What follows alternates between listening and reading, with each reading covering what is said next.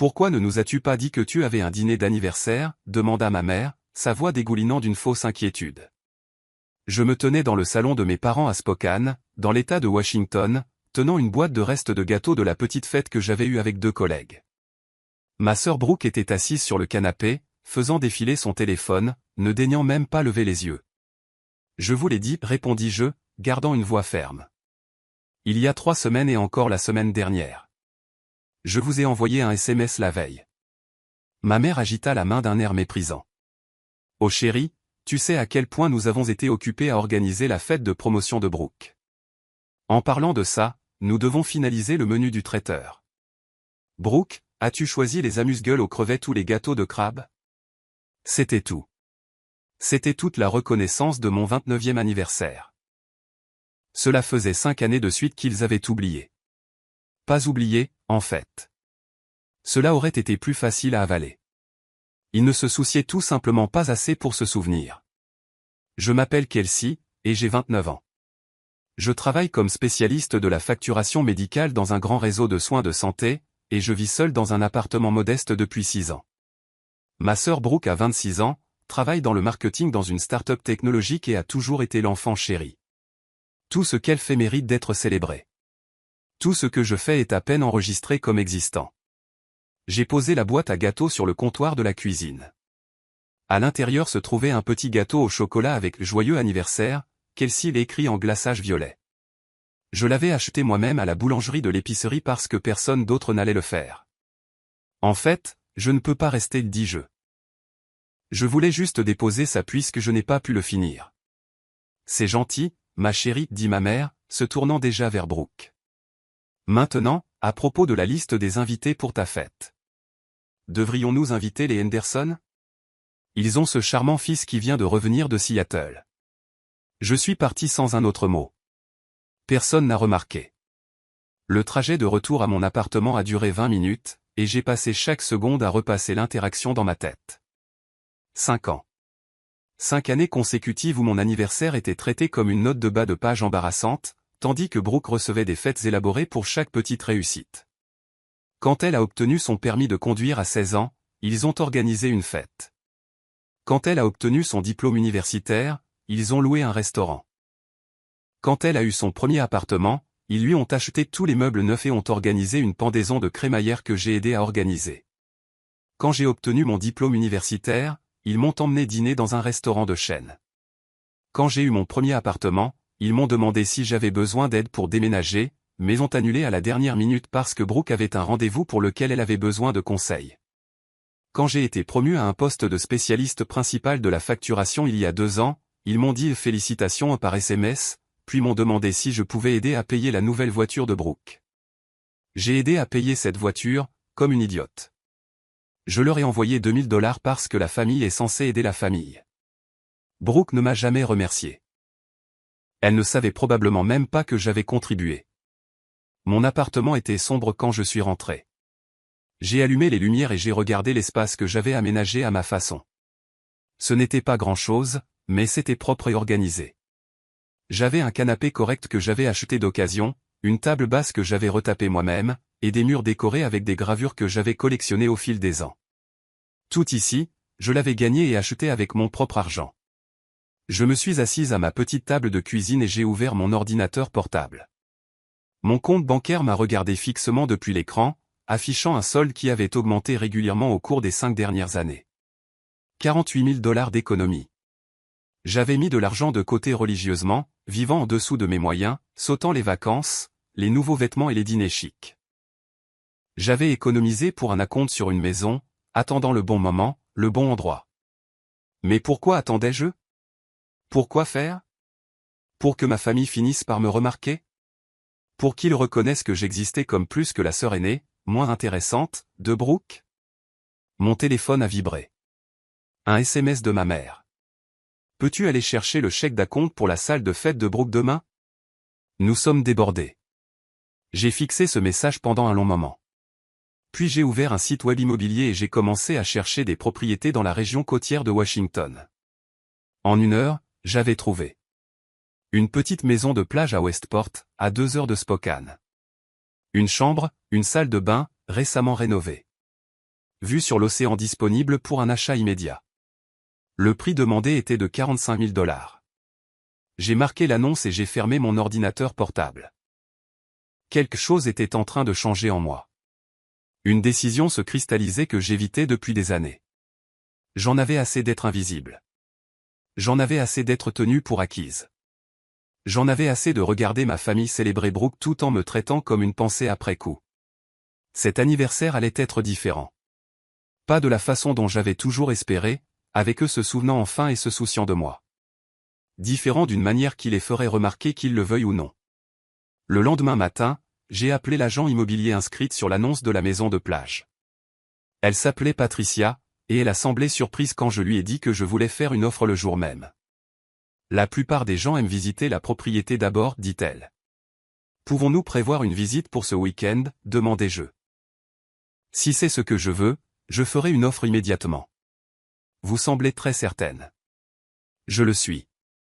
Samedi matin, j'ai conduit à Westport seul. J'avais dit à ma mère que je ne pouvais pas aller chercher le chèque d'acompte parce que j'avais des projets, et elle avait répondu par un SMS passif-agressif sur le fait que je ne prenais jamais de temps pour la famille. L'ironie ne m'a pas échappé. Le trajet m'a emmené le long de la côte avec des aperçus de l'océan gris entre les arbres. Westport était une petite ville de pêche, calme et usée par les intempéries. La maison de plage était située sur un petit terrain à 3 pâtés de maison de l'accès principal à la plage. Elle était recouverte de bardeaux de cèdre avec des garnitures blanches, entourée d'herbes de plage qui se balançaient dans le vent constant. Patricia m'a rencontré à l'extérieur. Elle avait la cinquantaine avec des cheveux gris courts et une manière pragmatique que j'ai appréciée. Ce n'est pas luxueux, dit-elle en ouvrant la porte. Mais c'est solide. Les anciens propriétaires en ont bien pris soin. L'intérieur était simple. Des planchers de bois franc partout, une petite cuisine avec des appareils modernes, un salon avec de grandes fenêtres donnant à l'ouest vers l'océan. La chambre était confortable avec des étagères intégrées et une vue sur l'herbe de plage. La salle de bain avait une baignoire sur pied qui m'a immédiatement fait imaginer de longs bains tranquilles avec un livre. J'ai traversé chaque pièce lentement, m'imaginant ici, me réveillant au son des vagues, buvant du café sur la petite véranda avant, ayant un endroit qui était entièrement à moi, où personne ne pouvait me tenir pour acquise parce que personne ne serait invité à moins que je ne choisisse spécifiquement de les inclure. Je vais vous laisser un peu de temps pour réfléchir, dit Patricia. Mais j'ai secoué la tête. Je n'ai pas besoin de temps. Je veux faire une offre. Le prix demandé intégral. Content. Ses sourcils se sont levés. Content? Vous avez déjà organisé le financement? Aucun financement nécessaire. J'ai l'argent. Nous avons passé les 2 heures suivantes dans un café à examiner les documents. Patricia n'arrêtait pas de me lancer des regards que je ne pouvais pas tout à fait déchiffrer. Quelque part entre le respect et l'inquiétude. Puis-je vous demander quelque chose de personnel, dit-elle finalement pendant que nous attendions que son bureau prépare les documents initiaux. Bien sûr. Est-ce que vous fuyez quelque chose, ou est-ce que vous courez vers quelque chose? J'y ai pensé. Les deux, peut-être. Est-ce que ça a de l'importance? Pas légalement, non, mais d'après mon expérience, acheter une propriété par colère ou par dépit ne finit généralement pas bien. Ce n'est pas de la colère, dis-je, et je le pensais. C'est de la clarté. L'offre a été acceptée dans les 24 heures. Les vendeurs étaient motivés, et une offre en espèces sans condition a facilité la décision. La clôture était prévue dans 3 semaines, juste après mon anniversaire. Pendant ces 3 semaines, je n'ai rien dit à ma famille. Je suis allé travailler, je suis rentré à la maison et j'ai passé mes soirées à faire des recherches sur tout ce que je devais savoir sur la possession d'une maison de plage. J'ai appris à hivernaliser les tuyaux, à entretenir les bardeaux de cèdre et l'air salin, et les meilleurs endroits pour acheter des fruits de mer frais à Westport. Ma mère a appelé 2 fois pendant cette période. Une fois pour me demander si je pouvais aider à préparer la fête de promotion de Brooke, et une fois pour me demander si je pouvais contribuer au coût de la fête car elle dépassait le budget.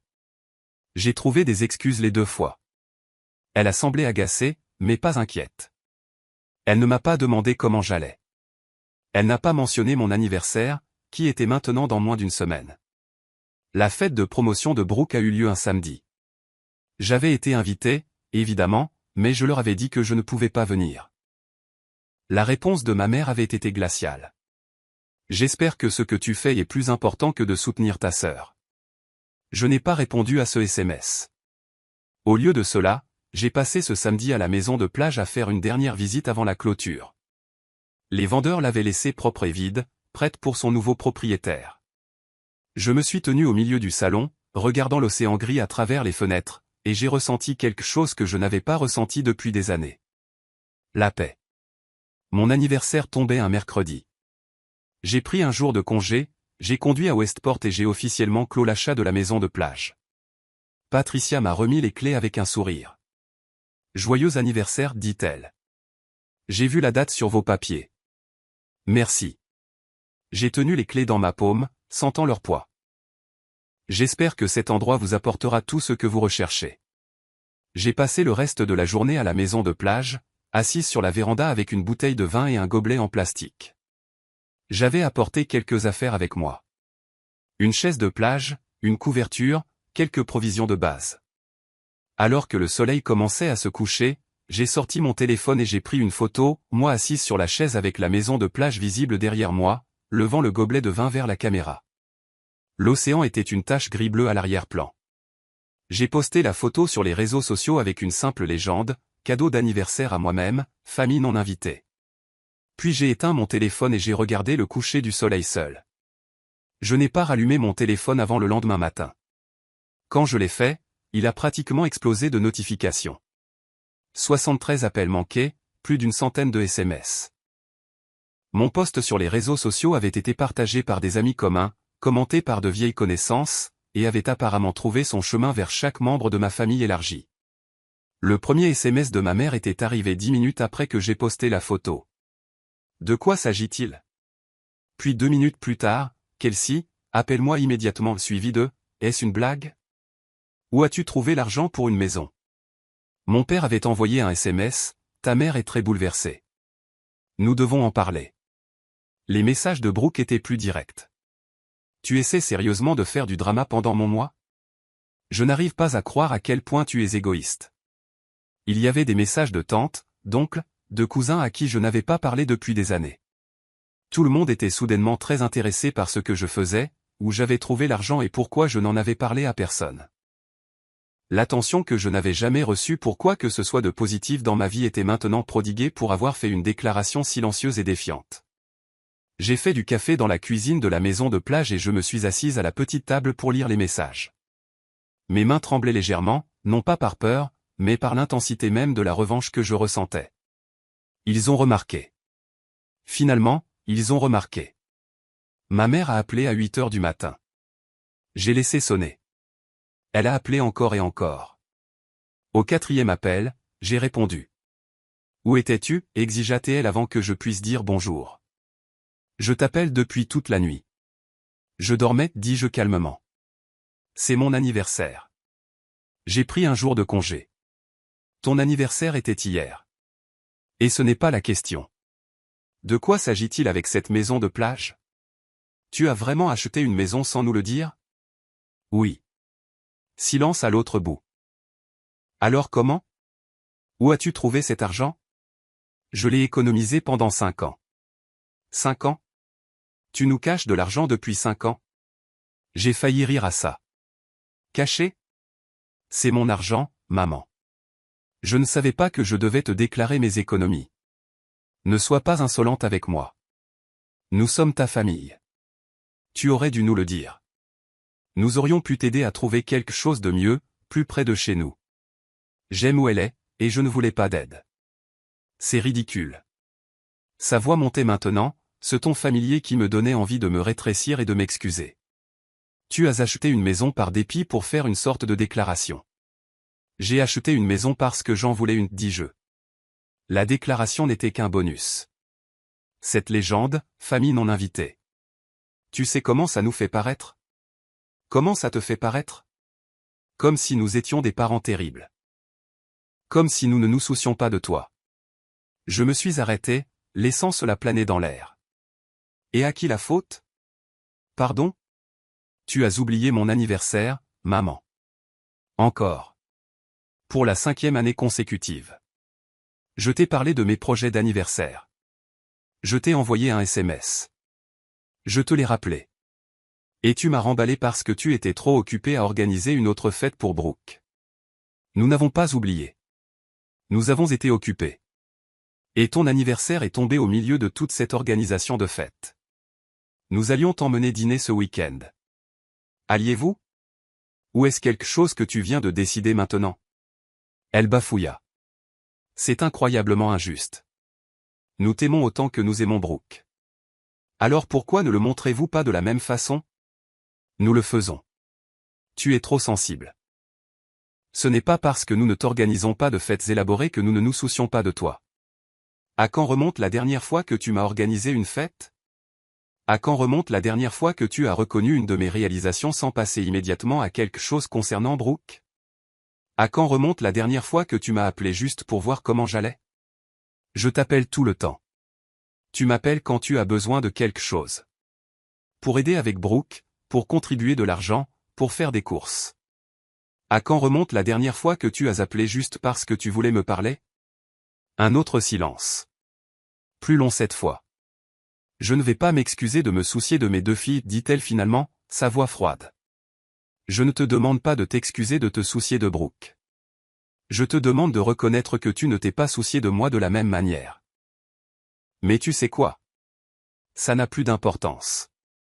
Qu'est-ce que tu veux dire, ça n'a plus d'importance? Je veux dire que j'en ai fini d'attendre que tu me remarques.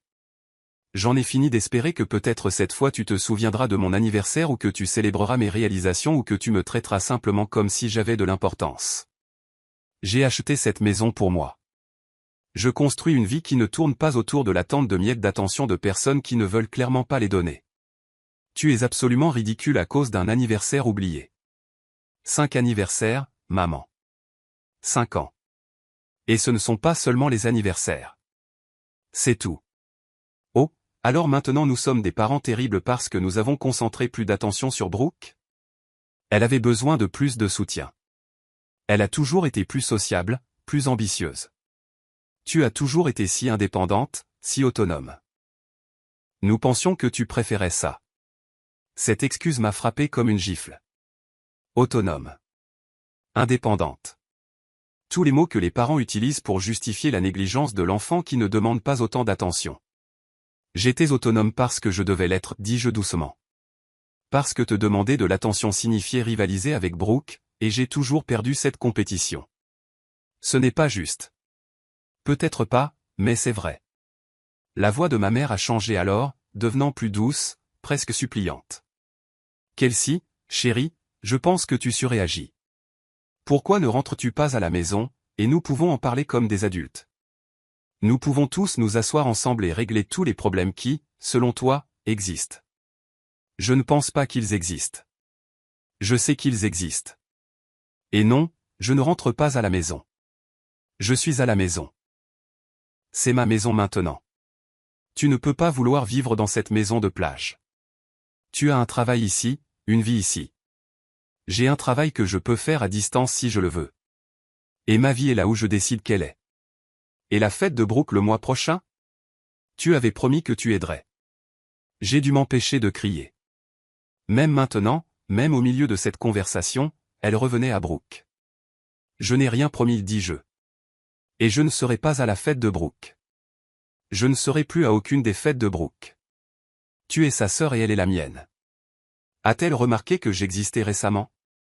Avant même que ma mère puisse répondre, j'ai entendu une autre voix en arrière-plan, Brooke qui exigeait de savoir ce qui se passait. Ma mère a dû me mettre sur haut-parleur parce que soudain la voix de Brooke est devenue claire. Sérieusement, elle ne vient pas à ma fête à cause d'une crise d'attention, a dit Brooke. Mon Dieu, Kelsey, tu peux faire plus pathétique? Quelque chose en moi s'est figé, et je me suis senti très calme. Salut, Brooke, ai-je dit, joyeux anniversaire en retard à toi aussi. Quoi? Mon anniversaire était hier. Celui que personne n'a retenu. Encore une fois. Oh, s'il te plaît. On s'en souvenait. On était juste occupés. Quel drama queen. Tu sais ce qui est drôle? Je peux te dire tous les cadeaux d'anniversaire que tu as reçus de nos parents au cours des 5 dernières années, le sac à main de marque quand tu as eu 21 ans, le voyage d'un week-end à Portland quand tu as eu 22 ans, l'appareil photo professionnel quand tu as eu 23 ans, la compte pour ta voiture quand tu as eu 24 ans, le set de bijoux l'année dernière.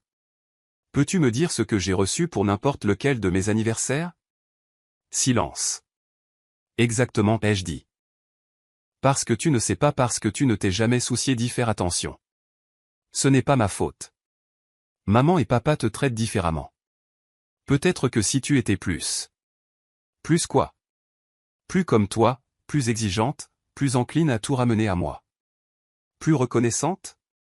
Mon Dieu, sais-tu tout ce que maman et papa ont fait pour toi? Et tu le leur renvoies à la figure en achetant une maison et en postant cette légende passive-agressive. Qu'est-ce qu'ils ont fait pour moi, Brooke? Dis-moi spécifiquement une chose qu'ils ont faite pour moi au cours des 5 dernières années qui n'était pas liée à toi ou à quelque chose dont ils avaient besoin de moi. Encore plus de silence, puis sur la défensive, ils t'ont laissé vivre à la maison pendant tes études. La plupart des parents aussi. Quoi d'autre? C'est stupide. Je ne joue pas à ton jeu de victime. Ce n'est pas un jeu. C'est ma réalité, et j'en ai fini avec ça. J'ai raccroché avant que quiconque puisse répondre. Mes mains tremblaient à nouveau, mais je me sentais plus légère que je ne l'avais été depuis des années. Je l'avais dit. Tout. Chaque pensée rancunière que j'avais avalée pendant des années avait finalement été exprimée à voix haute. Mon téléphone s'est mis à sonner immédiatement. Je l'ai éteint et posé sur le comptoir. Puis je suis sorti sur le porche, me suis assise dans ma chaise de plage et ai écouté les vagues. La justification que j'avais ressentie plus tôt était toujours là, mais elle était accompagnée de quelque chose d'inattendu, le deuil. Je pleurais la famille que j'avais toujours voulu mais jamais eu les parents qui se seraient souciés également des 2 filles, la sœur qui aurait remarqué quand j'avais mal, les fêtes d'anniversaire que je n'avais jamais eues. Mais sous le deuil se trouvait quelque chose de plus fort, le soulagement, la conscience que j'avais finalement cessé d'attendre quelque chose qui n'allait jamais arriver. J'avais construit ma propre vie, fait mes propres choix et créé ma propre célébration, et c'était mieux que n'importe quelle fête qu'ils auraient pu me donner. J'ai passé les 3 jours suivants à la maison de plage, ignorant les notifications constantes sur mon téléphone. Je l'avais rallumé une fois pour vérifier s'il y avait des urgences de travail, j'ai vu une autre centaine de messages de membres de la famille et je l'ai rapidement éteint à nouveau. Le silence était enivrant. Le vendredi matin, je suis retourné à Spokane pour emballer mes affaires dans mon appartement. J'avais déjà contacté mon propriétaire pour rompre mon bail plus tôt et j'étais prête à payer la pénalité. Mon travail avait une politique de travail à distance dont je n'avais jamais profité, et mon patron avait approuvé ma demande de travailler à domicile indéfiniment sans aucun problème. J'étais une bonne employée qui ne causait jamais de problème, et ils étaient heureux de m'accommoder. J'étais en train de charger des cartons dans ma voiture quand mon père est arrivé. Il s'est garé sur le parking et est sorti lentement de sa berline, l'air fatigué et plus vieux que je ne m'en souvenais. Nous ne nous étions pas parlé depuis l'appel téléphonique avec ma mère, et je ne savais pas à quoi m'attendre. « Kelsey, a-t-il dit. On peut parler? Je suis un peu occupé, papa. Je vois ça. Tu vas vraiment déménager dans cette maison de plage? Oui. Il passa une main sur son visage.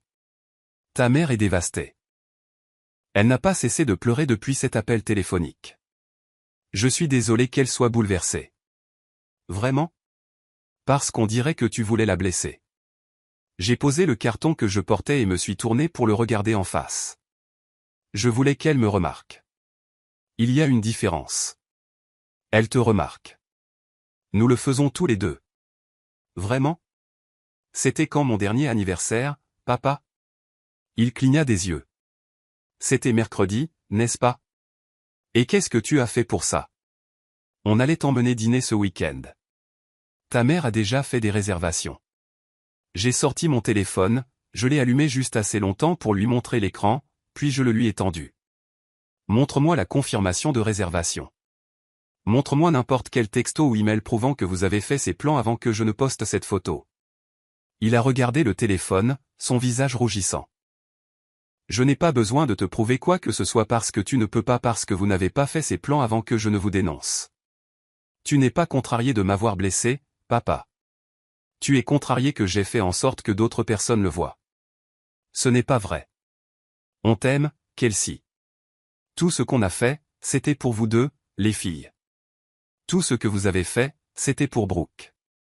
Je n'ai été que le personnage secondaire de son histoire, la sœur aînée fiable qui aide, contribue financièrement, se présente en cas de besoin et ne se plaint jamais d'être négligée. Tu exagères. Vraiment? J'ai aidé à payer la voiture de Brooke. Tu le savais, ça? Maman m'a demandé $2000, et je les ai donnés. Brooke m'a-t-elle jamais remercié? Toi. Son expression a changé, quelque chose comme la honte traversant son visage. Je ne savais pas que tu avais contribué à ça. Bien sûr que non, parce que tu n'as pas demandé d'où venait l'argent. Tu l'as juste accepté et tu es passé à autre chose, tout comme tu as accepté tout ce que j'ai fait pour cette famille sans jamais le reconnaître. On apprécie ce que tu fais. Non, vous vous y attendez. Il y a une différence. L'appréciation nécessite une reconnaissance. L'attente, c'est juste prendre quelqu'un pour acquis. Mon père a regardé les cartons dans ma voiture, puis de nouveau moi. Qu'est-ce que tu attends de nous, Kelsey? Des excuses? D'accord. Je suis désolé qu'on ait oublié ton anniversaire. Je suis désolé qu'on n'ait pas été aussi attentif que tu l'aurais voulu. Mais tu es adulte maintenant. À un moment donné, tu dois arrêter de compter les points et juste accepter que les familles ne sont pas parfaites. Je ne compte pas les points. Je fixe des limites. Et ma limite, c'est que j'en ai fini d'être invisible dans cette famille. Tu n'es pas invisible. Tu es dramatique. Alors, cite une chose que je t'ai dite sur ma vie au cours des 6 derniers mois. Un intérêt, un objectif, un problème que j'ai mentionné. Il ouvrit la bouche, puis la referma. J'ai attendu, mais rien ne vint. J'ai obtenu une promotion il y a 8 mois, dis-je doucement. Elle s'accompagnait d'une augmentation de 15% et d'un nouveau titre. Je te l'ai dit, à toi et à maman, au dîner. Tu as dit félicitations et tu as immédiatement commencé à parler du nouvel appartement de Brooke. Je ne pense pas que tu aies même entendu à quel poste j'ai été promu. Spécialiste senior de la facturation, a-t-il dit rapidement, et je pouvais le voir s'accrocher au souvenir, mais ses yeux me disaient qu'il avait juste deviné en fonction de ce qu'il savait de mon travail. Bien essayé. Analyste senior des revenus, département différent, responsabilités différentes. Mais tu ne le saurais pas parce que tu ne l'as jamais demandé. Kelsey, j'ai 2 filles. Je ne peux pas me souvenir de tous les détails de vos 2 vies.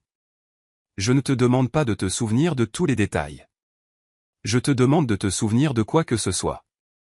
Mais tu peux me dire exactement à quoi ressemble le nouvel appartement de Brooke, ce qu'implique sa promotion et ce qu'elle a posté sur les réseaux sociaux parce que tu portes attention à sa vie.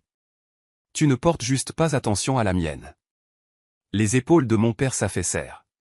Qu'est-ce que tu veux que je dise? Rien. Je ne veux pas que tu dises quoi que ce soit. Je voulais que tu te soucies assez pour déjà savoir ces choses. Mais puisque tu ne le fais pas, je me retire de la situation. Tu nous punis. Non, je me protège. Il y a une différence. Il resta là un long moment, l'air perdu. Puis il dit, ta mère veut que tu viennes dîner dimanche, toute la famille. On peut arranger ça. Je ne viens pas dîner, papa. J'en ai fini avec les dîners où je suis une réflexion après coup, avec les fêtes où tout tourne autour de Brooke, avec la demande constante de mon temps et de mon argent tout en ne donnant rien en retour. J'en ai fini. Tu es notre fille. Tu ne peux pas simplement t'éloigner de ta famille. Regarde-moi faire. J'ai chargé le dernier carton dans ma voiture et je me suis installé sur le siège du conducteur. Mon père se tenait sur le parking, l'air plus petit, alors que je m'éloignais. Dans mon rétroviseur, je l'ai vu sortir son téléphone, probablement pour appeler ma mère et lui faire son rapport. Le trajet jusqu'à Westport était différent cette fois, plus léger. Chaque kilomètre que je mettais entre moi et Spokane me donnait l'impression de me débarrasser d'un poids que je portais depuis des années. Au moment où j'ai atteint la maison de plage, le soleil se couchait, peignant le ciel dans des nuances d'orange et de rose. J'ai passé le week-end à déballer et à faire en sorte que la maison de plage ressemble à un chez-moi. J'ai accroché des rideaux que j'avais achetés dans un magasin discount, j'ai rangé mes livres sur les étagères de la chambre et j'ai installé mon petit bureau dans le coin du salon où je travaillerai à distance. Ce n'était pas grand-chose, mais c'était à moi. Le dimanche soir, mon téléphone a sonné. Pas ma mère ou mon père cette fois, mais ma tante Patricia, la sœur aînée de ma mère, quelqu'un que j'avais toujours bien aimé mais que je voyais rarement. J'ai répondu avec hésitation. Kelsey, ma chérie, j'ai vu ton message, dit-elle, et je veux juste que tu saches que je comprends. Tu comprends? Oui. Ta mère et moi avons grandi avec une dynamique d'enfant chéri, aussi. J'étais toi dans ce scénario. Il m'a fallu des années pour fixer des limites à nos parents et encore plus longtemps pour réparer ma relation avec ta mère. Je ne suis pas sûr de vouloir réparer quoi que ce soit en ce moment. Je ne dis pas que tu devrais le faire. Je dis juste que je comprends. Et je voulais te dire que je suis fier de toi pour cette maison de plage. Il faut du courage pour se choisir soi-même. Ces mots me serrèrent la gorge. Merci. Aussi, je voulais te prévenir. Ta mère prépare quelque chose. Elle a convoqué une réunion de famille pour le week-end prochain. Elle invite tout le monde, tantes, oncles, cousins, grands-parents. Elle veut organiser une sorte d'intervention à propos de ton comportement. Bien sûr qu'elle le fait. Je ne vais pas y aller. Je lui ai dit que je pensais qu'elle gérait tout cela de la mauvaise façon. Mais je voulais que tu le saches pour que tu ne sois pas prise au dépourvu si les gens commencent à te contacter. J'apprécie ça. Et Kelsey, si tu as besoin de quelqu'un à qui parler, quelqu'un qui comprend, je suis là. Sans jugement, sans prendre parti. Après avoir raccroché, je me suis assise sur mon porche et j'ai regardé les vagues. Une intervention familiale. Ma mère rassemblait les troupes, se préparant à me dépeindre comme le problème, la fille ingrate qui avait abandonné sa famille pour un anniversaire oublié. Elle pleurerait, jouerait la victime, et tout le monde se rallierait à elle. Laissez-les, pensais-je. Laissez-les avoir leurs réunions et leurs opinions. J'étais à 2 heures de route, en train de construire une vie qui n'exigeait pas leur approbation. Le premier email est arrivé lundi matin de ma grand-mère, la mère de mon père, avec pour objet, très déçu. Kelsey, j'ai élevé ton père pour qu'il valorise la famille par-dessus tout.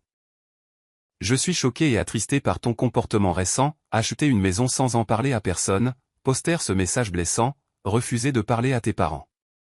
Ce n'est pas comme ça qu'on t'a appris à te comporter. Les problèmes familiaux doivent être résolus en privé, et non diffusés sur les réseaux sociaux pour que tout le monde les voie. Je m'attends à ce que tu t'excuses auprès de ta mère et que tu arranges les choses. Ton grand-père et moi n'avons pas tout sacrifié pour cette famille pour que tu puisses faire des crises de colère et t'en aller. Nous serons à la réunion de famille le week-end prochain, et j'espère que tu auras la maturité d'y assister. Avec amour, mamie. Je l'ai supprimé sans répondre. Puis est arrivé un email de la meilleure amie de Brooke, Ashley, quelqu'un qui ne m'avait jamais dit plus de 2 mots dans le passé. Salut, Kelsey.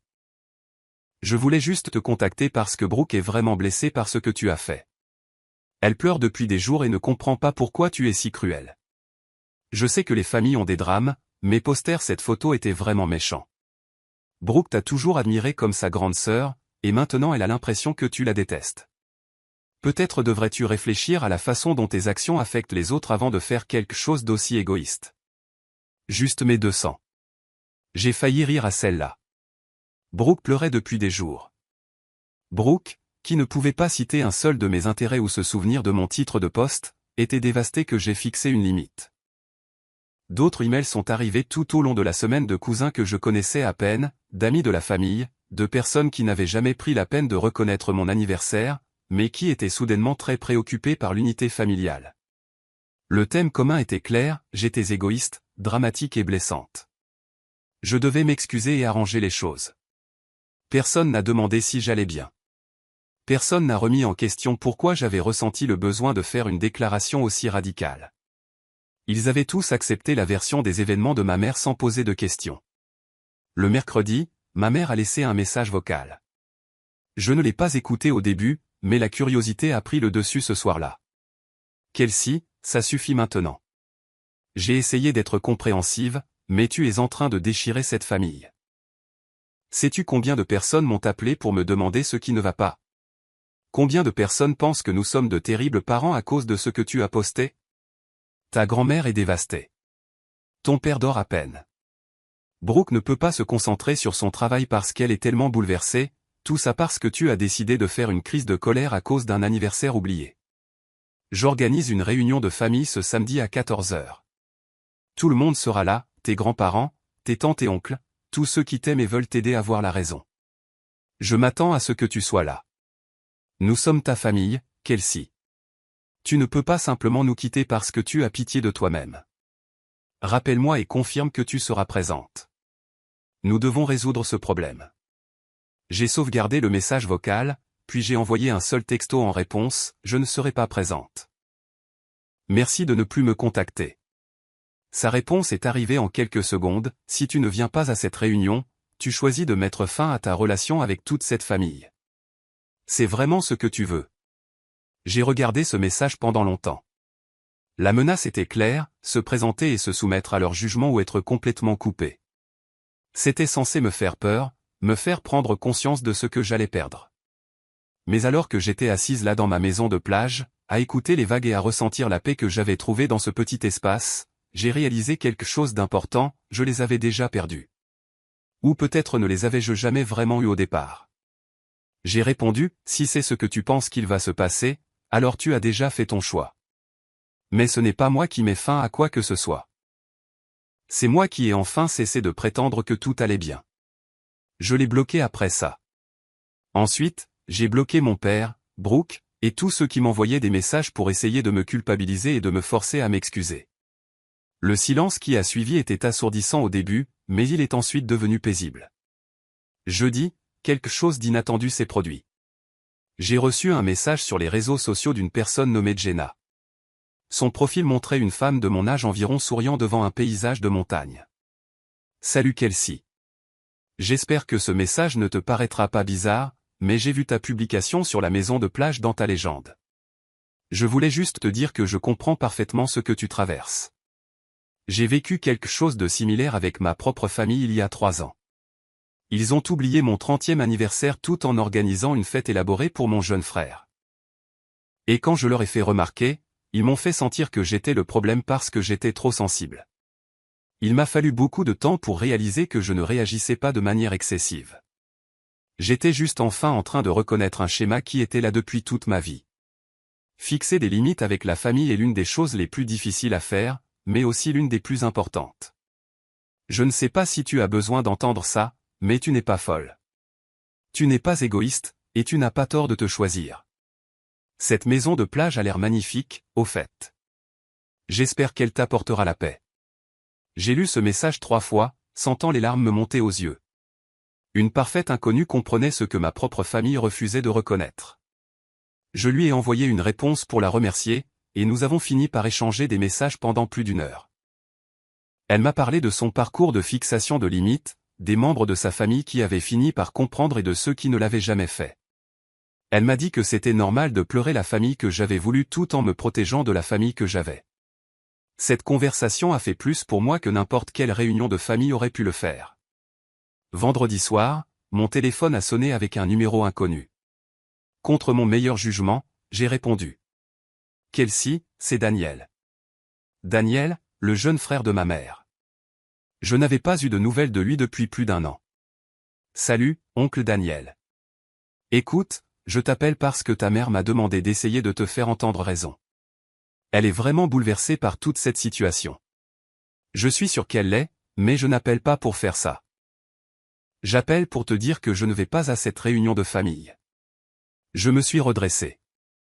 Tu n'y vas pas? Non, parce que j'ai regardé cette pièce se jouer. Et honnêtement, je pense que ta mère est hors de propos. Vraiment? Vraiment. Écoute, j'aime ma sœur, mais elle a toujours eu cette façon de réécrire l'histoire pour se faire passer pour la victime. Et j'ai vu comment elle te traite par rapport à la façon dont elle traite Brooke. Je l'ai vu pendant des années et je n'ai jamais rien dit. Et je suis désolé pour ça. Pourquoi tu n'as rien dit? Parce que c'était plus facile de ne pas le faire. Parce que dénoncer les dynamiques familiales, c'est compliqué et inconfortable. Mais ta publication m'a fait réaliser que mon silence faisait partie du problème. Alors je te le dis maintenant, tu n'as pas tort. Tu n'es pas dramatique, et tu mérites mieux que ce que tu as reçu. Je suis resté sans voix pendant un moment. Finalement, j'ai réussi à dire « merci ». Tu n'as aucune idée de ce que ça signifie pour moi. Si, j'en ai une. J'ai un conseil, cependant. Ne t'attends pas à ce que le reste de la famille le voie de cette façon. Du moins pas tout de suite. Ta mère a déjà façonné le récit, et la plupart des gens vont croire sa version. Ils vont penser que c'est toi le problème. Je sais, mais certains d'entre eux finiront par comprendre. Ça peut prendre des mois, voire des années, mais les gens qui se soucient vraiment de moi finiront par comprendre. D'ici là, continue de faire ce que tu fais. Prends soin de toi en premier. Après avoir raccroché, je suis descendu à la plage. Il faisait presque nuit, le ciel virait au violet foncé. Le sable était frais sous mes pieds nus, et les vagues s'écrasaient rythmiquement contre le rivage. J'ai pensé à tout ce qui s'était passé au cours de la semaine et demie précédente, la douleur, la colère, les confrontations, le soutien inattendu de parfaits inconnus et de membres de la famille éloignés. Samedi après-midi, est arrivé et j'ai imaginé ma famille réunie chez mes parents, à 2 heures de route. Je les ai imaginés assis dans le salon, probablement avec du café et des pâtisseries que ma mère s'était évertuée à arranger. Ma grand-mère serait dans son fauteuil habituel, mon grand-père à côté d'elle, mes tantes et oncles sur le canapé, mes cousins éparpillés autour, tous attendant que j'arrive pour qu'ils puissent mettre en scène leur intervention. J'étais au marché fermier de Westport à la place, achetant des légumes frais et du saumon pêché localement. Le vendeur, un homme âgé nommé Karl, avait été amical à chaque fois que je m'étais arrêté.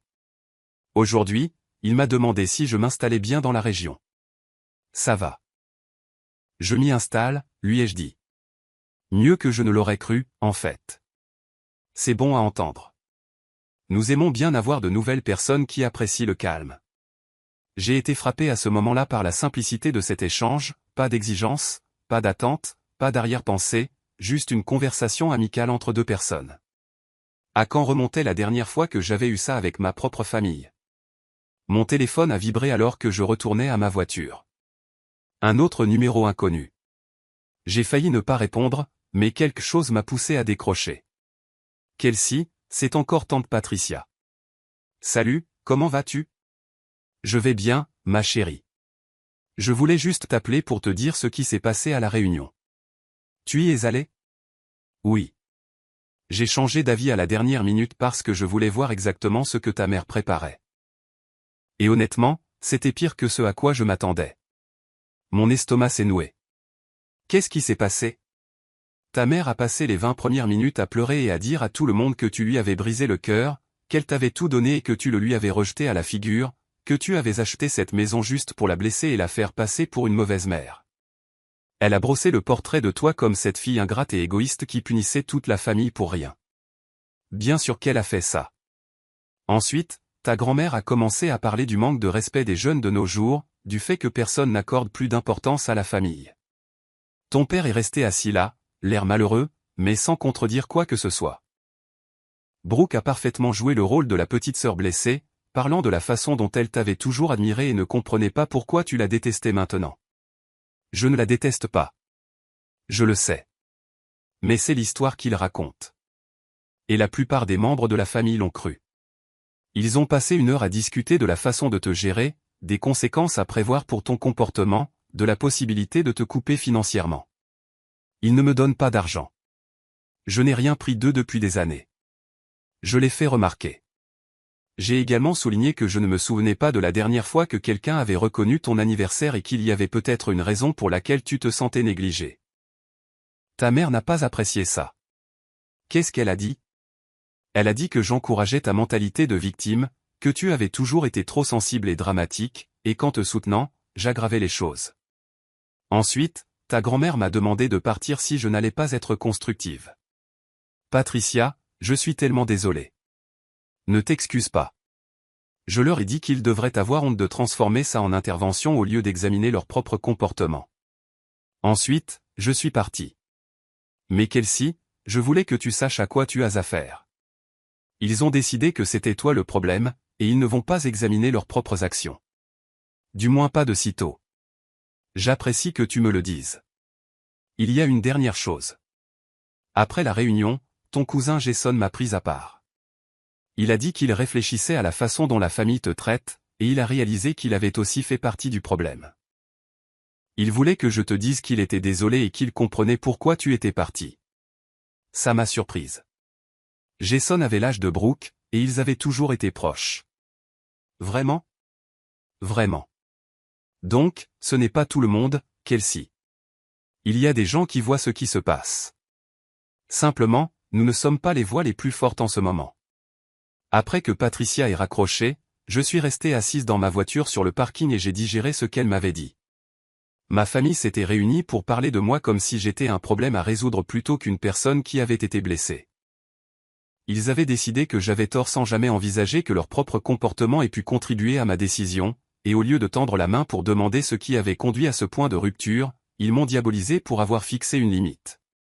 Je suis rentré à la maison de plage et j'ai passé le reste de l'après-midi à organiser mon bureau à domicile. Pendant que je travaillais, j'ai pensé à la réunion de famille et à ce qu'elle représentait.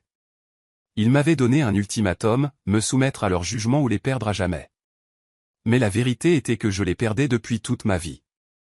Ça ne faisait que officialiser les choses. Dimanche matin, je me suis réveillé avec un email de mon père. L'objet était une dernière tentative. Kelsey, ton absence à la réunion de famille d'hier en dit long.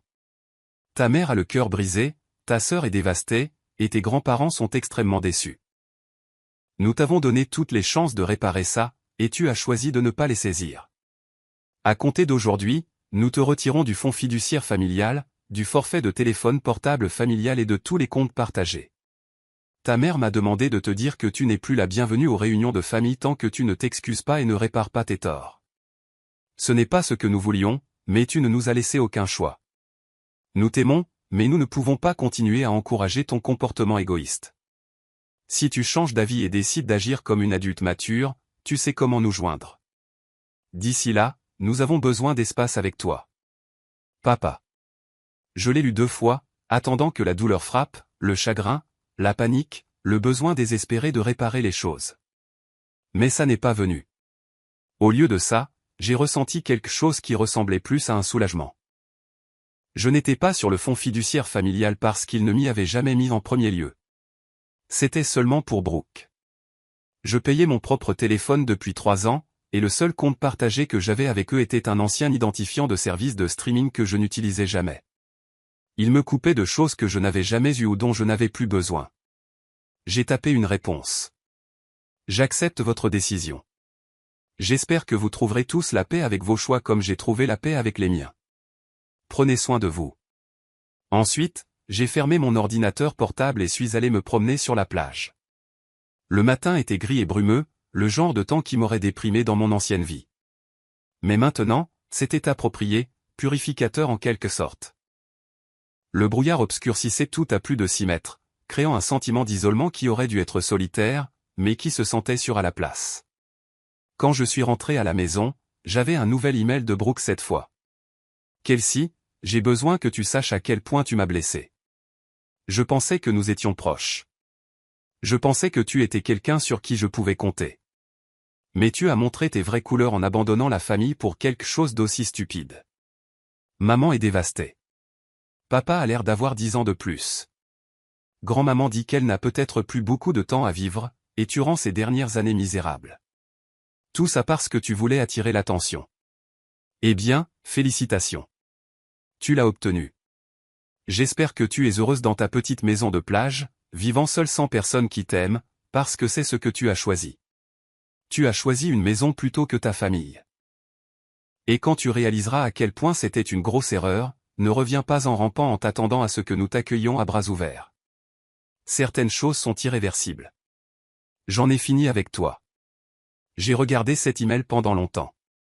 La manipulation était si évidente que c'en était presque drôle, le culpabiliser, le chantage émotionnel, l'hypothèse que c'était moi qui avais tout gâché, pas un mot reconnaissant leur rôle dans tout ça, pas un moment d'introspection ou d'empathie. Je n'ai pas répondu. J'ai enregistré l'email dans un dossier que j'ai créé appelé épreuve avec tous les autres messages des 2 dernières semaines. Ensuite, je me suis préparé un petit déjeuner et me suis assise sur mon porche à regarder le brouillard se lever lentement. Mon téléphone a sonné vers midi. Un autre numéro inconnu. Cette fois, j'ai laissé la messagerie vocale prendre le relais. Quand je l'ai vérifié plus tard, c'était ma grand-mère. Kelsey, c'est ta grand-mère. Je ne comprends pas ce qui t'arrive, mais ce comportement est inacceptable.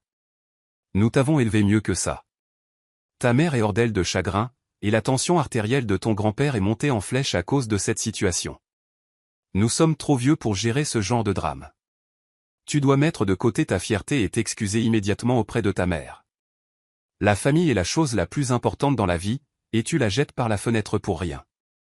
Rappelle-moi pour que nous puissions discuter de ça comme des gens raisonnables. J'ai supprimé le message vocal sans répondre. Ensuite, j'ai bloqué ce numéro aussi. Lundi matin, j'avais bloqué 17 numéros de téléphone et d'innombrables comptes de médias sociaux. Les messages continuaient d'arriver sous de nouveaux angles, des parents éloignés que je n'avais jamais rencontrés, des amis de la famille, même certains amis de Brooke qui pensaient aider. Tous disaient la même chose avec des mots différents, j'avais tort, j'étais égoïste, je devais m'excuser. Mais il y avait aussi un autre ensemble de messages. Plus petit, plus discret, mais plus significatif. Jason m'a envoyé un message direct s'excusant de ne jamais avoir pris la parole quand il avait vu le favoritisme. Tante Patricia m'a envoyé des photos de maisons de plage qu'elle pensait que j'apprécierais avec des notes d'encouragement. Jenna, l'étrangère qui m'avait contacté en premier, a pris de mes nouvelles pour voir comment j'allais. Et il y en avait un autre. Un email d'une personne nommée Chloé avec l'objet merci. Salut, Kelsey. Tu ne me connais pas, mais j'ai vu ta publication sur la maison de plage partagée par un ami commun. Je voulais juste te remercier d'avoir eu le courage de faire ce que j'ai eu trop peur de faire pendant des années. Ma famille a une dynamique similaire avec moi et mon jeune frère, et voir ta publication m'a fait réaliser que je n'ai pas à continuer d'accepter un traitement qui me blesse juste parce qu'ils sont ma famille. Je commence à économiser de l'argent pour ma propre maison de plage, métaphoriquement parlant, et ton courage m'a aidé à faire ce premier pas. Alors, merci. J'ai lu l'email de Chloé 3 fois, sentant quelque chose changer en moi. Mon choix de fixer des limites n'avait pas seulement eu un impact sur moi. Il avait donné à quelqu'un d'autre la permission de faire de même. Peut-être que ça valait plus que l'approbation de ma famille n'avait jamais valu. 3 mois se sont écoulés, et je me suis installé dans un rythme qui me paraissait plus authentique que tout ce que j'avais vécu depuis des années. Je travaillais depuis le bureau de ma maison de plage, faisant des pauses pour me promener le long du rivage ou prendre un café au café local. Les gens de Westport étaient amicaux mais respectueux des limites. Ils ne cherchaient pas à savoir pourquoi une femme de 29 ans avait déménagé seule dans leur petite ville, et j'appréciais ça plus qu'ils ne pouvaient le savoir. Mes médias sociaux étaient devenus un type d'espace différent. Au lieu de publier pour maintenir les apparences ou rester en contact avec des gens qui ne s'en souciaient pas vraiment, je partageais des moments authentiques de ma nouvelle vie, des photos de coucher de soleil sur l'océan, ma collection grandissante de verres de mer, le coin lecture douillet que j'avais créé dans le coin de mon salon. Chaque publication était simple, non filtrée et entièrement pour moi. Les commentaires étaient intéressants. D'anciennes connaissances que j'avais à peine connues ont commencé à s'engager plus que ma famille ne l'avait jamais fait. Les gens disaient des choses comme « ça a l'air tellement paisible, tu as l'air vraiment heureuse, et je suis inspiré par ton courage de recommencer à zéro. » Mais il y avait aussi une absence notable, aucun commentaire de Brooke, de mes parents, ou de la plupart des membres de ma famille élargie. Ils avaient fait leur choix, et j'avais fait le mien. Début décembre, j'ai publié une photo de mon arbre de Noël. Il était petit et légèrement tordu, décoré avec des ornements que j'avais achetés dans une vente de succession et enfilés avec des lumières qui projetaient une lueur chaude à travers mon salon. La légende disait « Premier Noël dans ma propre maison ». Première fois que je suis enthousiaste à l'idée des fêtes depuis des années. En moins d'une heure, j'ai reçu un message de ma mère. Elle n'avait pas été bloquée sur les médias sociaux. J'avais décidé que couper tout contact lui donnerait des munitions pour affirmer que j'avais fermé tout le monde à l'extérieur.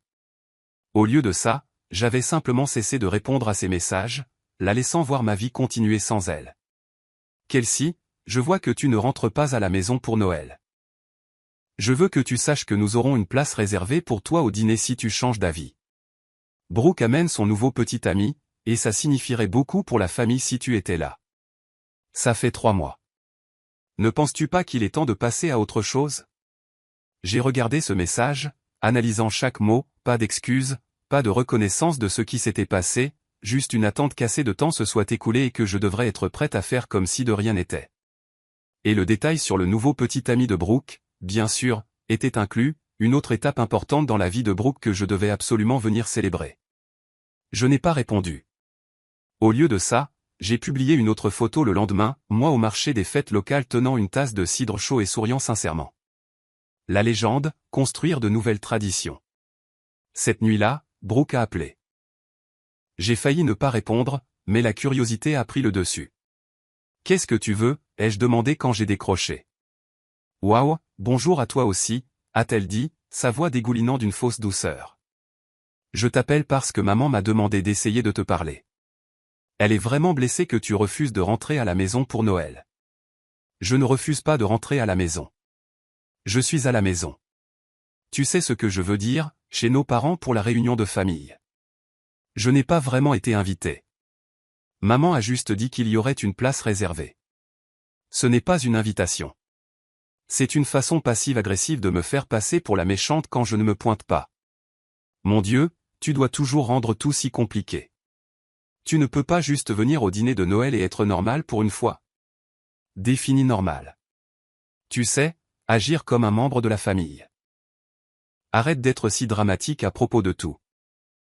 Brooke, au cours des 3 mois qui se sont écoulés depuis que je suis parti, m'as-tu une seule fois demandé comment j'allais? As-tu une seule fois reconnu que peut-être la façon dont j'ai été traité a contribué à ma décision? Oh, on recommence avec la victime. Tu n'es pas la seule personne dans cette famille qui existe, Kelsey. Tu as raison. Je ne le suis pas. Mais je suis la seule personne qui a été constamment traitée comme si je n'avais pas d'importance. C'est tellement. Tu comptes. Tu as toujours compté.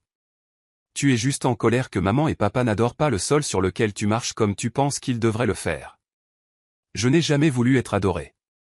Je voulais une reconnaissance basique. Mais tu ne comprendrais pas ça parce que tu n'en as jamais manqué. Peu importe. Je ne vais pas te supplier de venir à Noël. Mais je veux que tu saches que tu gâches tout pour tout le monde. Maman pleure chaque fois que quelqu'un demande si tu viens. Papa parle à peine au dîner. Grand-maman et grand-papa n'arrêtent pas de demander ce qu'ils ont mal fait. Tu déchires cette famille. Et pourquoi faire? Une stupide maison de plage. La maison de plage n'est pas le problème, Brooke. Ça ne l'a jamais été. Alors, quel est le problème? Qu'est-ce que tu veux de nous? Rien. Je ne veux plus rien de vous. C'est tout le problème. Elle est restée silencieuse pendant un moment. Puis, tu sais quoi? Très bien.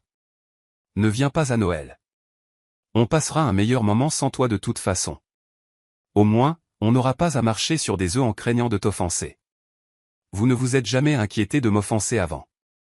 Pourquoi commencer maintenant? Elle a raccroché sans répondre. Je me suis assise sur mon canapé, caressant le chat que j'avais adopté 2 semaines plus tôt, un chat tigré orange ébouriffé nommé Captain qui était au refuge depuis 6 mois parce qu'il était trop indépendant. Il ronronnait sur mes genoux, complètement satisfait, ne demandant rien d'autre que de la nourriture de temps en temps et la liberté d'aller et venir comme il le souhaitait. Nous nous comprenions parfaitement. Mon téléphone a vibré avec un message de tante Patricia. J'ai entendu dire que Brooke t'avait appelé. Ne la laisse pas te monter à la tête. Tu fais du bon travail. J'ai souri et ai renvoyé un emoji cœur. Patricia était devenue une alliée inattendue, prenant régulièrement de mes nouvelles et m'offrant son soutien sans essayer de résoudre la situation ou de me pousser à me réconcilier.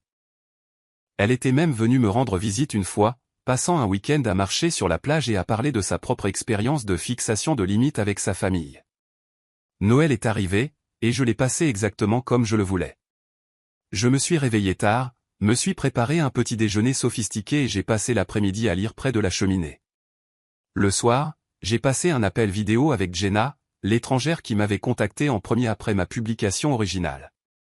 Nous étions devenus de véritables amis au cours des 3 derniers mois, partageant nos expériences similaires avec les dynamiques familiales. Elle vivait dans le Colorado et planifiait sa propre évasion d'une situation familiale toxique. « Comment ça va ?» a-t-elle demandé, son visage remplissant l'écran de mon ordinateur portable. « Étonnamment bien. Je pensais que je me sentirais triste ou seul aujourd'hui, mais surtout, je me sens en paix. C'est parce que tu n'es plus en train de performer. Tu ne prétends plus être heureuse dans une situation qui te rend misérable. » Exactement. Ma famille voulait que je revienne et que j'agisse comme si de rien n'était, que je joue le rôle de belle-fille et sœur, que je souris pendant le dîner, et que je ne mentionne jamais qu'ils ont passé des années à me faire sentir invisible. Et au lieu de ça, tu t'es choisi. Ce n'est pas égoïste, c'est de la survie. Nous avons parlé pendant plus d'1 heure, et quand nous avons raccroché, je me sentais plus soutenu que je ne l'avais jamais été lors d'une réunion de famille. J'ai publié une photo ce jour-là, mon chat enroulé sur le canapé avec les lumières de l'arbre de Noël qui brillaient en arrière-plan. Légende, joyeux Noël de notre petit coin tranquille du monde. Captain et moi sommes exactement là où nous voulons être. Les commentaires étaient extrêmement positifs. Des amis avec lesquels j'avais perdu contact m'ont contacté en me disant qu'ils étaient fiers de moi. Des gens que je connaissais à peine ont envoyé des messages de soutien. Et notamment absents étaient tous les commentaires de ma famille immédiate. Mais j'ai reçu un email de mon père le 26 décembre. Objet, déçu. Kelsey, ton absence hier a été remarquée et profondément ressentie. Ta grand-mère a pleuré pendant la majeure partie du dîner. Ta mère a à peine mangé. Le petit ami de Brooke a demandé pourquoi tu n'étais pas là, et nous avons dû expliquer que tu as décidé que tu étais trop bien pour cette famille. J'espère que tu es heureuse de tes choix, mais je veux que tu saches que tu as brisé le cœur de ta mère. Elle ne s'en remettra peut-être jamais. Pense Y pendant que tu profites de ta maison de plage. J'ai enregistré l'email dans mon dossier de preuves mais je n'ai pas répondu. Le chantage émotionnel était évident. Les larmes de ma grand-mère, le cœur brisé de ma mère, tout cela de ma faute pour ne pas m'être soumise à leur dysfonctionnement. Mais j'apprenais à reconnaître la manipulation quand je la voyais, et je refusais de la laisser fonctionner davantage. Janvier a apporté un développement inattendu. J'étais à l'épicerie à Westport quand je suis tombé sur une femme que je reconnaissais vaguement de Spokane. Elle s'appelait Diane et elle avait été amie avec ma mère il y a des années. Kelsey, dit-elle, son chariot s'arrêtant à côté du mien dans le rayon des fruits et légumes. Je pensais que c'était toi. Que fais-tu si loin ici? Je vis ici maintenant, dis-je, me préparant à être jugé. Vraiment? Tant mieux pour toi. J'ai entendu parler de ce qui s'est passé avec ta famille. Ta mère m'a appelé il y a quelques mois, très contrariée. Je suis sûr qu'elle l'était, me dit-elle, sa version des faits, mais honnêtement, Diane baissa la voix d'un ton conspirateur. J'ai toujours pensé qu'elle était trop dure avec toi. La façon dont elle parlait de Brooke par rapport à la façon dont elle parlait de toi, c'était flagrant. Je n'ai jamais rien dit parce que ce n'était pas ma place, mais je suis contente que tu sois sortie de cette situation. Je clignai des yeux, surprise. Vraiment? Vraiment? Ta mère a une façon de se faire passer pour la victime dans chaque histoire, mais ceux d'entre nous qui la connaissent depuis longtemps peuvent voir à travers ça. Ne laisse pas ces tentatives de culpabilisation t'atteindre. Tu as fait ce qu'il fallait. Nous avons parlé pendant quelques minutes de plus, et Diane m'a donné son numéro au cas où j'aurais besoin de quoi que ce soit. En rentrant chez moi, j'ai réalisé quelque chose d'important, tout le monde ne croyait pas à la version des faits de ma mère. Certaines personnes observaient la dynamique familiale depuis des années et avaient tiré leurs propres conclusions. Ce soir-là, j'ai reçu un message de Jason, mon cousin. Nous étions en contact sporadique depuis qu'il s'était excusé par l'intermédiaire de tante Patricia. Salut Kelsey. Je voulais te prévenir de quelque chose. Ta mère appelle différents membres de la famille pour essayer de les convaincre de te faire revenir. Elle dit aux gens que tu fais une sorte de dépression nerveuse et que tu as besoin d'une intervention. Je voulais juste que tu le saches au cas où quelqu'un te contacterait. Merci pour l'avertissement. Qu'est-ce que les gens disent? Réaction mitigée. Certaines personnes la croient, mais d'autres commencent à poser des questions, comme pourquoi tu ferais une dépression nerveuse qui t'amènerait à acheter une maison, à adopter un chat et à avoir l'air vraiment heureuse dans tous tes postes. Ça ne colle pas parce que ce n'est pas vrai. Je le sais, et de plus en plus de gens s'en rendent compte. Oncle Daniel a dit à grand-maman qu'il pensait que c'était maman le problème, pas toi. Grand-maman n'a pas bien pris la chose, mais au moins quelqu'un l'a dit à voix haute. Au cours des semaines suivantes, j'ai remarqué un changement dans la dynamique familiale, du moins d'après ce que je pouvais observer à travers les médias sociaux et les mises à jour occasionnelles de Patricia et Jason. Le récit de ma mère commençait à s'effriter. Les gens remarquaient que j'avais l'air heureuse et en bonne santé, pas brisée et désespérée. Ils remarquaient que les histoires de ma mère à mon sujet changeaient sans cesse. D'abord, j'étais ingrate. Ensuite, je faisais une dépression nerveuse. Ensuite, j'étais manipulé par de mauvaises influences. En février, j'ai reçu une visite inattendue. Je travaillais sur mon ordinateur portable quand quelqu'un a frappé à ma porte. J'ai ouvert et j'ai trouvé Brooke debout sur mon porche, l'air mal à l'aise et déplacé dans son manteau de créateur et ses bottes peu pratiques. « Je peux entrer ?» demanda-t-elle. Je suis resté un moment dans l'embrasure de la porte, hésitant. Puis je me suis écarté. Très bien. Elle entra et regarda autour d'elle, observant l'espace confortable que j'avais créé, les étagères à livres, les meubles confortables, les œuvres d'art que j'avais accrochées. Captain la regardait avec méfiance depuis son perchoir sur le dossier du canapé. « Bel endroit, dit-elle, bien que son ton suggérait qu'elle ne le pensait pas. Qu'est-ce que tu veux, Brooke ?» Elle s'assit sans être invitée, croisa les jambes et me regarda avec une expression que je ne pouvais pas tout à fait déchiffrer. Maman m'a envoyé. Bien sûr qu'elle l'a fait. Elle s'inquiète pour toi. Nous le sommes tous. Vous ne vous inquiétez pas pour moi.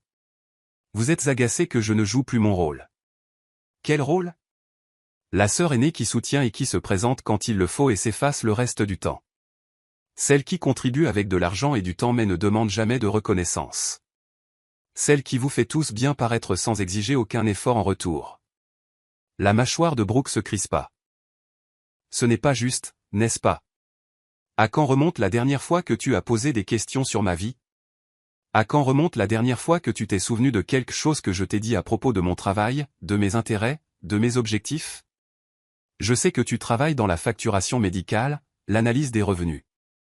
Je ne travaille plus dans la facturation depuis 2 ans, mais tu ne le saurais pas parce que tu ne l'as jamais demandé. Elle détourna le regard, mal à l'aise. D'accord, très bien.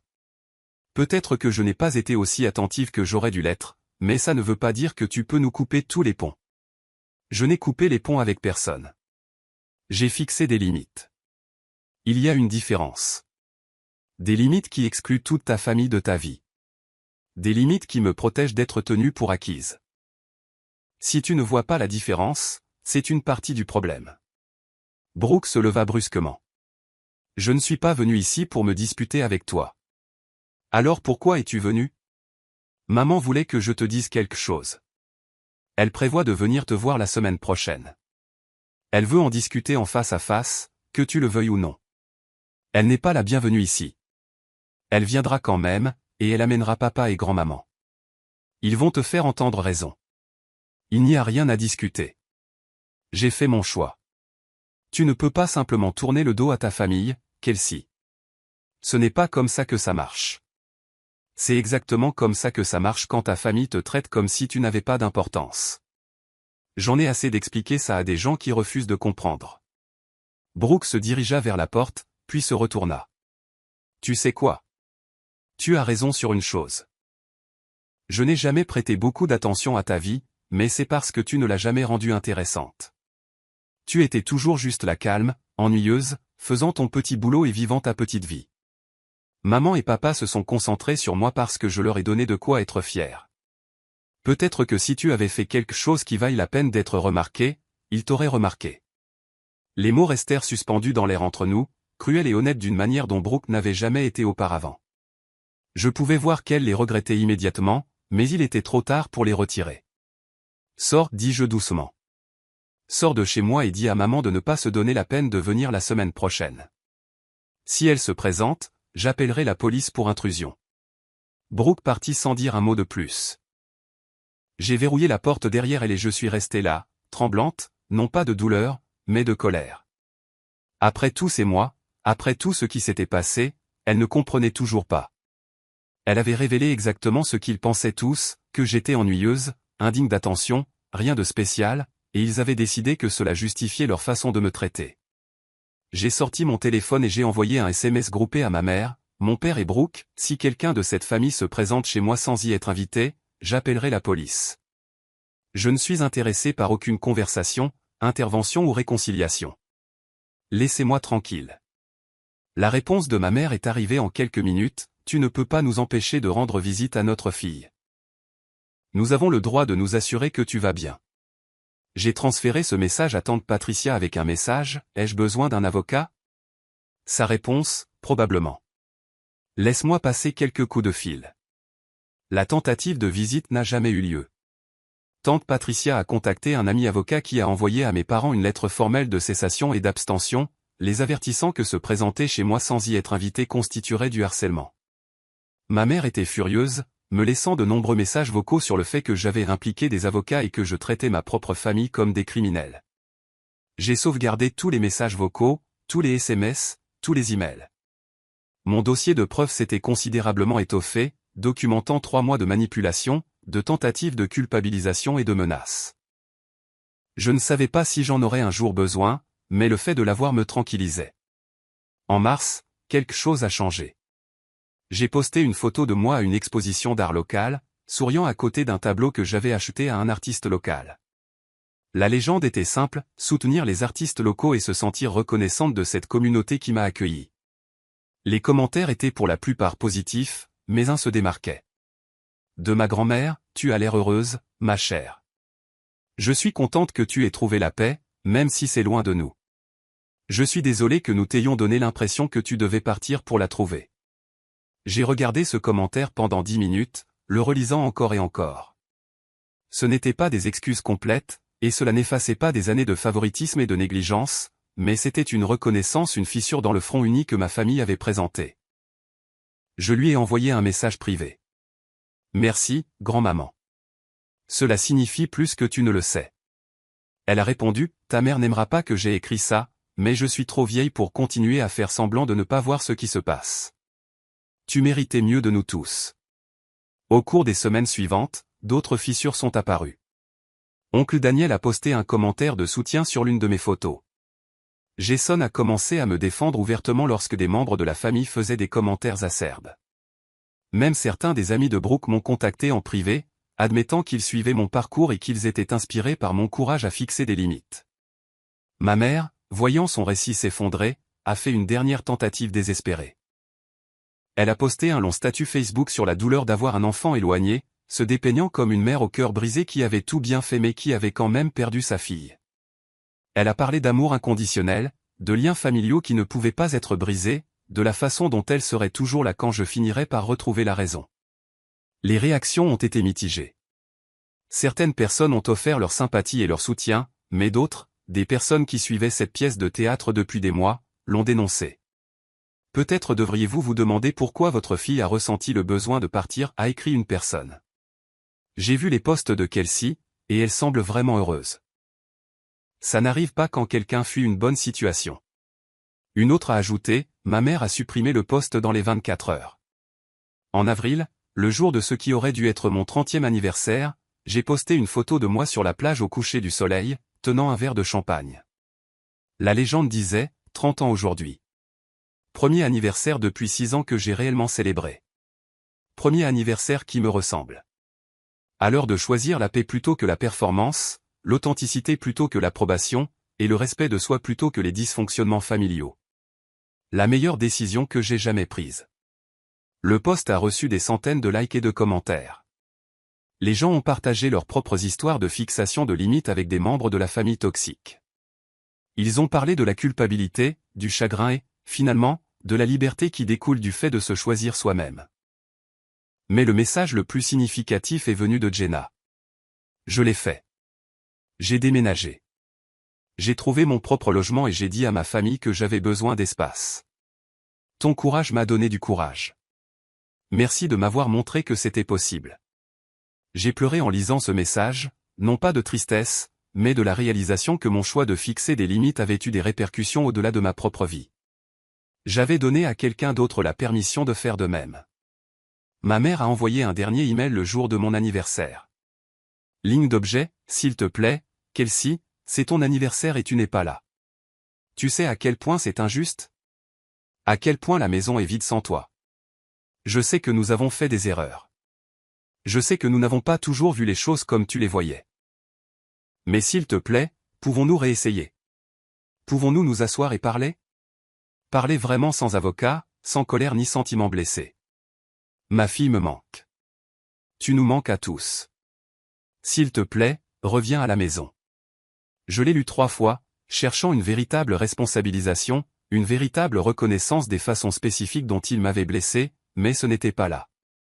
Juste de vagues références à des erreurs et à ne pas voir les choses de la même manière sans nommer quelles étaient ces erreurs ou reconnaître le modèle de négligence et de favoritisme. J'ai répondu, maman, j'apprécie que tu me manques, mais me manquer n'est pas la même chose que comprendre pourquoi je suis parti. Tant que tu ne peux pas reconnaître spécifiquement les façons dont tu m'as traité différemment de Brooke, tant que tu ne peux pas reconnaître le modèle d'oublier mes anniversaires tout en célébrant chaque étape mineure de la sienne, tant que tu ne peux pas admettre que tu m'as tenu pour acquise pendant des années, nous n'avons rien à nous dire. Je ne reviens pas à une situation où l'on s'attend à ce que je fasse semblant que tout va bien. Je mérite mieux que ça.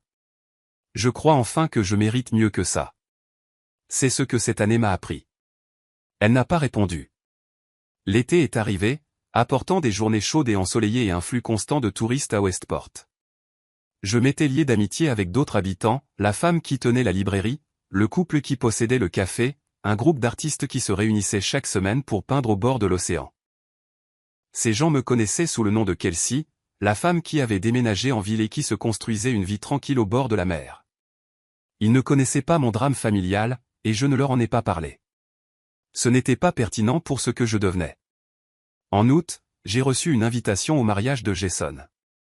Il se mariait en septembre, et il me l'avait adressé spécifiquement avec une note manuscrite. Je sais que ça peut être gênant étant donné la situation familiale, mais je veux vraiment que tu sois là.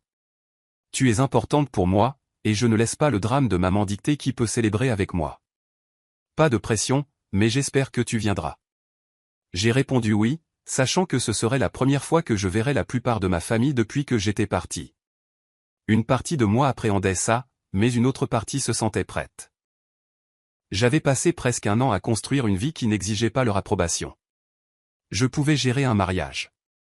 Le mariage avait lieu en plein air dans un vignoble à l'extérieur de Spokane. Je suis arrivé seul, portant une robe que j'avais achetée spécialement pour l'occasion, quelque chose qui me faisait me sentir confiante et belle. Alors que je marchais vers l'espace de la cérémonie, j'ai vu des têtes se tourner. Le visage de ma mère est devenu blanc. L'expression de Brooke était illisible. Mais Jason s'est illuminé quand il m'a vu et est immédiatement venu m'embrasser. « Tu es venu, dit-il, avec un bonheur sincère dans la voix. Bien sûr que je suis venu. Je n'aurais manqué ça pour rien au monde. » La cérémonie était magnifique, et pendant la réception, quelque chose d'intéressant s'est produit.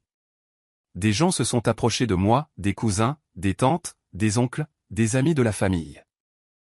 Ils ont posé des questions sur ma vie à Westport, m'ont complimenté sur mon bonheur apparent, et plusieurs ont admis qu'ils suivaient mes médias sociaux et qu'ils étaient inspirés par mon parcours. Ma mère a gardé ses distances, regardant depuis l'autre bout de la pièce avec une expression pincée. Brooke m'a complètement ignoré. Mon père avait l'air de vouloir s'approcher, mais il ne savait pas comment. C'est ma grand-mère qui a finalement brisé la glace. Elle s'est approchée pendant le dîner, se déplaçant lentement avec sa canne, et s'est assise à côté de moi. « Tu as l'air en forme, Kelsey, dit-elle. »« Merci, grand-maman. »« Vous aussi. » Je pensais ce que j'ai écrit dans ce commentaire. Je suis désolé que nous t'ayons manqué. Je suis désolé d'avoir suivi la version des faits de ta mère au lieu d'écouter la tienne. J'apprécie ça. Ton grand-père veut aussi s'excuser, mais il est têtu et ne sait pas comment faire. Il a beaucoup parlé de toi ces derniers temps, posant des questions sur ta vie, se demandant si tu es vraiment heureuse ou si tu fais juste semblant de l'être. Je suis vraiment heureuse. Je peux le voir. C'est dans tes yeux. Tu avais l'air diminué d'une certaine manière, comme si tu essayais toujours de prendre moins de place. Maintenant, tu as l'air de te sentir bien dans ta peau. Nous avons parlé pendant un certain temps, et quand elle est partie, j'ai senti quelque chose se relâcher dans ma poitrine, pas un pardon exactement, mais peut-être le début de celui-ci. Du moins avec elle. La soirée touchait à sa fin, et alors que je me préparais à partir, mon père s'est approché. « Kelsey, dit-il maladroitement. On peut parler ? » Nous sommes sortis dans le jardin du vignoble, à l'écart du bruit de la réception. « Tu as l'air bien, dit-il finalement. »« Merci. Ta mère, elle n'est pas prête à admettre qu'elle a eu tort. Peut-être qu'elle ne le sera jamais, mais j'ai beaucoup réfléchi à ce que tu as dit, à la façon dont nous t'avons traité par rapport à la façon dont nous avons traité Brooke, et je pense que tu avais raison. J'ai attendu, ne lui facilitant pas la tâche. Je ne peux pas te rendre ces années, continua-t-il. Je ne peux pas annuler les anniversaires que nous avons manqués ou les réalisations que nous avons négligées, mais je veux que tu saches que je le vois maintenant. Je vois ce que nous avons fait, et je suis désolé. Tu le vois, demandai-je. Ou es-tu juste désolé que je sois parti ? Il tressaillit. Les deux, peut-être. C'est assez honnête ? C'est un début. Est-ce qu'on peut essayer d'avoir une sorte de relation ? Même si c'est différent d'avant, peut-être. Mais ça doit être à mes conditions. Pas de tentative de culpabilisation concernant le fait de manquer des événements familiaux. Pas de pression pour se réconcilier avec maman si elle n'est pas disposée à faire le travail. Pas s'attendre à ce que je redevienne invisible. Je comprends. Et papa, si tu oublies encore mon anniversaire, c'est fini pour de bon. Il acquiesça, les yeux humides. Je vais le mettre dans mon calendrier avec des rappels multiples. Nous nous sommes embrassés brièvement et maladroitement, puis j'ai quitté le mariage. Alors que je rentrais à Westport, les fenêtres baissées et la musique à fond, j'ai ressenti quelque chose à quoi je ne m'attendais pas, de l'espoir, pas l'espoir que toute ma famille change soudainement, mais l'espoir que je puisse avoir des relations sélectives avec ceux qui sont prêts à faire des efforts. 6 mois plus tard, j'étais assise sur mon porche à regarder les vagues hivernales quand mon téléphone a sonné. C'était mon père qui appelait pour me souhaiter un joyeux anniversaire avec un jour d'avance. Juste au cas où, dit-il, il oublierait le jour même, bien qu'il ait promis qu'il ne le ferait pas. Nous avons parlé pendant 20 minutes de ma vie, de mon travail, du livre que je lisais. Il a posé des questions et a vraiment écouté les réponses. Ma mère ne s'est jamais excusée. Elle a maintenu sa version des faits, disant aux gens que j'avais réagi de manière excessive et que j'avais abandonné ma famille pour rien. Mais sa voix est devenue plus silencieuse avec le temps, car de plus en plus de gens ont cessé de croire son récit. Brooke et moi existions dans un état de distance mutuelle pas hostile, mais pas proche non plus. Nous échangions des messages polis occasionnels, mais aucune de nous ne forçait les choses. Ma grand-mère appelait toutes les quelques semaines, et nous avons développé une relation qui semblait honnête d'une manière dont elle ne l'avait jamais été auparavant. Jason et moi sommes restés proches, et tante Patricia est devenue l'une de mes meilleures amies. Oncle Daniel a visité Westport à 2 reprises, emmenant à chaque fois sa femme et ses enfants pour des excursions d'un week-end à la plage. La famille dans laquelle j'étais née s'était fracturée, mais dans cette rupture, j'avais trouvé les personnes qui se souciaient réellement de moi en tant que personne plutôt qu'en tant que rôle à remplir. Et je m'étais construit une famille choisie à Westport, des amis qui connaissaient ma valeur sans que j'aie à la prouver, qui célébraient mes succès sans les comparer à ceux de personnes d'autres, qui se souvenaient de mon anniversaire sans rappel. Quant à la maison de plage qui avait tout déclenché, elle est restée mon sanctuaire, ma preuve que me choisir moi-même n'avait pas été égoïste. Ça avait été une question de survie. Chaque matin, je me réveillais au son des vagues, et chaque matin, j'étais reconnaissante du courage qu'il avait fallu pour poster cette simple photo avec cette simple légende, cadeau d'anniversaire à moi-même, famille non invitée.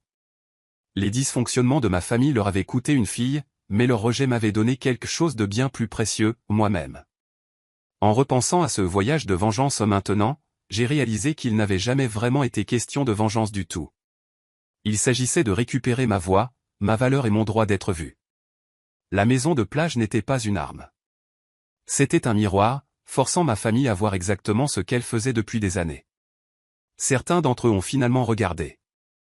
Certains d'entre eux ne le feraient jamais, et j'ai appris à accepter les deux.